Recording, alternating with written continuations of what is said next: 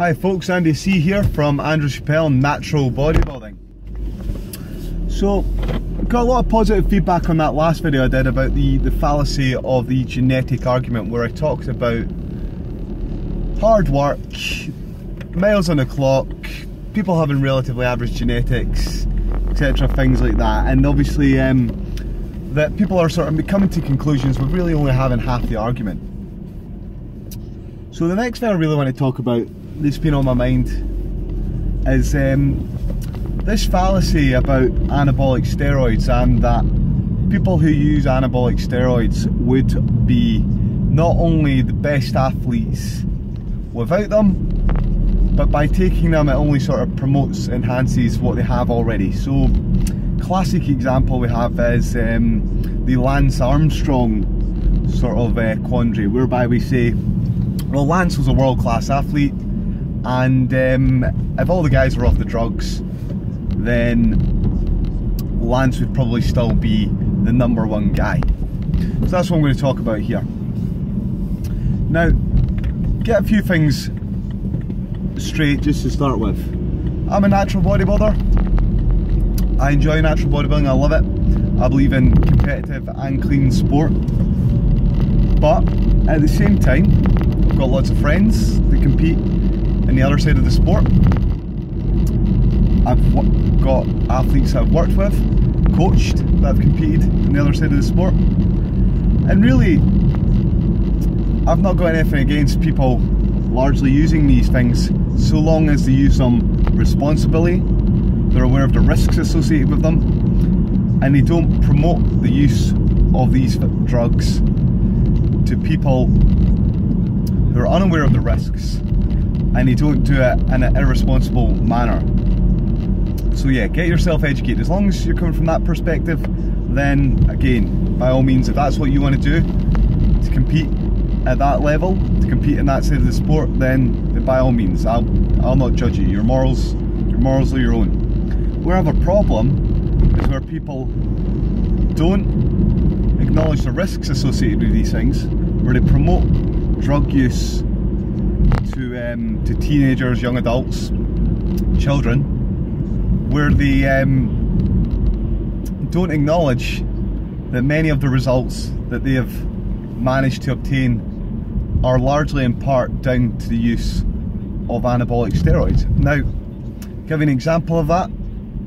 The effects of anabolic steroids are so powerful on the ability to build muscle mass, reduce body fat, and increase muscle and strength, that you can get away with subpar training, subpar dieting, and still get phenomenal results.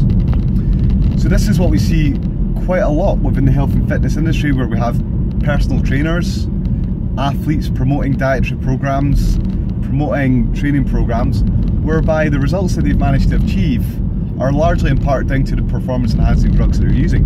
They are called performance enhancing drugs, and had they not been taking those drugs, there's no way they would have got the same sort of results. And it really creates a lot of noise within the industry, because people never really get to grips with, well, what are the most successful strategies? Now, there's a research precedent for this. So, there's a famous study by Bashan that came out in the New England Journal of Medicine. I think it's published in about 1996, where they gave athletes, or rather just participants, 500 mg of testosterone. They said, go do some resistance training. They gave another group some testosterone. They said, don't do any resistance training. They gave another group a placebo. They said, don't do any resistance training. And then they gave another group a placebo, and they said, okay, go away and do some resistance training. And what they found was, lo and behold, the guys that take the drugs in resistance training, they gain about 6 kilograms of muscle. They increase their squat, they increase their bench, they increase their deadlift. No surprise there. When you compare that to the people that did resistance training, the improvements they made are exponential. So you're talking on average, guys resistance train without the drugs, they get an improvement of around about, say, 2.5 kilograms of muscle in 12 weeks or so, which is fairly typical for a training study. Now, where it gets interesting is when you compare the results to the guys, or say the subjects who were given the testosterone but did no resistance exercise, and and you compare them to the people that did resistance exercise and didn't take drugs, we see that actually taking drugs alone was enough to increase muscle strength and muscle mass to the same as, and to a greater degree in terms of muscle mass, than the guys alone who actually had to do some training. So that's how powerful these drugs are. These people are literally sitting on the couch and building as much muscle in 12 weeks as people that go out and actually do some resistance training. So the way you've got to kind of look at these things is, well,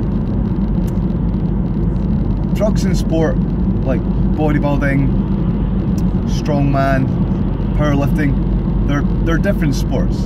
You're completely not comparing the same sort of sports at all. You can't compare people that take drugs with people that don't take drugs and then say, okay, well, you're doing the same sort of pursuit, the same sort of activity. Completely different. It's not comparable. So you really have two sports. Now, it's a bit difficult when you're competing in a sport like strongman, powerlifting or bodybuilding to sort of really, as an athlete, separate the two when you're coming up in the sport.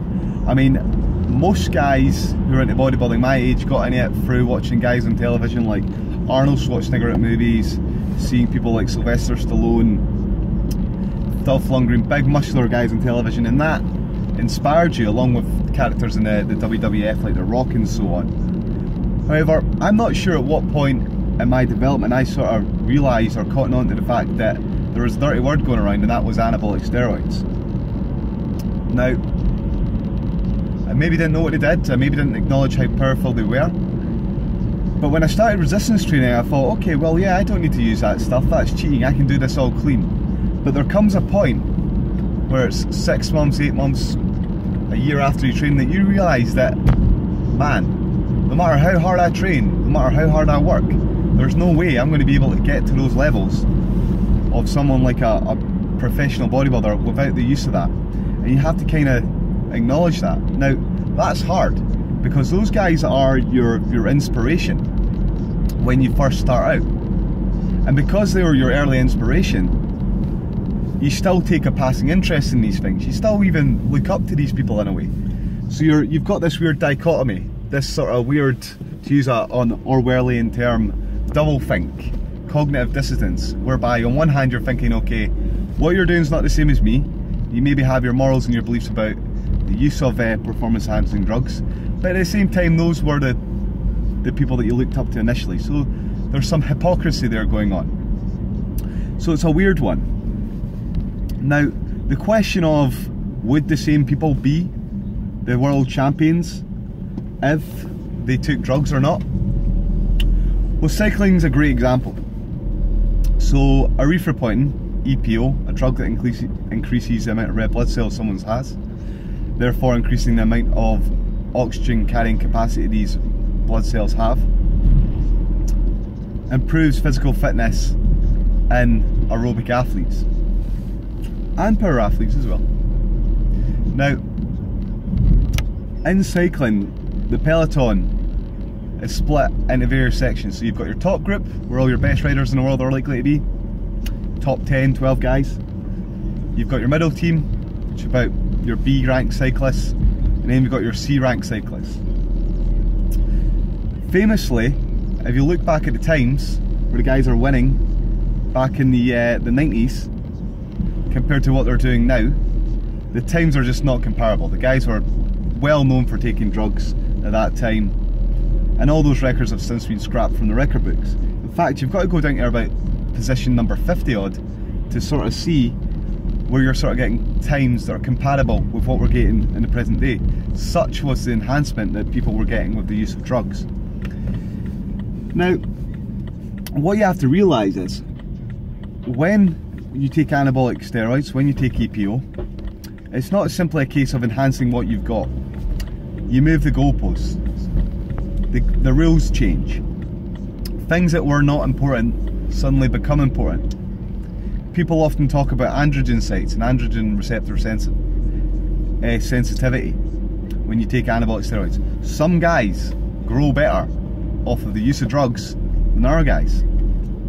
Things like enzyme efficiency start to matter much more once you go beyond a super physiological amount of red blood cells within your system. And that stuff doesn't matter when you are a clean athlete, because that's not a limiting factor influencing performance. Just like androgen receptors are not a limiting factor influencing your ability to respond to the drugs. Now, that means that you've then got a situation whereby, okay, you can train great, you can have a great diet, you can have a great team around you, but if you don't respond to the drugs as well as someone who's maybe not got a great team around them, not got a great diet, and not got a great training program, then that athlete who just responds better because of some genetic inherent advantage that only comes to fruition of the use of performance enhancing drugs is likely to be much better than you. So if we think about the Peloton example, sure, Lance Armstrong was a world-class athlete. You had to be a world-class athlete to compete in cycling at that level. However, he might have actually been in the C rank. However, he takes the drugs and all of a sudden he can move himself up to the A class of cyclists. And actually, there might have been guys who were down in that C rank, so further down the peloton in position 50 odd, that without the drugs, those guys, they could have been the #1 cyclists. So it's not just a case of, okay, well, if you're the best without drugs, you'll be the best with drugs. Doesn't work like that. And as far as I was concerned, we'll never know who really at that time was the best clean athletes in the sport of cycling. So worth bearing that in mind when we're sort of considering, okay, well, how much advantage do these drugs give you? A big advantage. Are the best people likely to be the best on drugs? Not necessarily. You may have someone that's had no right ever being at that top table, all of a sudden becomes one of the top athletes. So that's why we really have to look at this in terms of clean sport, non-drug tested sports. It's a whole different ball game. The goalposts are moved. It's a bit of a fallacy to say that same athletes would be good with and without. And on that note, we'll call it at that. So hopefully you find this video interesting. Got anything you'd like to say on this, then leave a comment down below, like the video, and check out for extra content on the YouTube channel, so Pro Natural Performance Podcast, Fueled by Scott Soates on Instagram, and also be sure to check out the Facebook page, Andrew Chappell Natural Bodybuilding. As I always say, keep training hard, keep training smart. Thanks for your attention.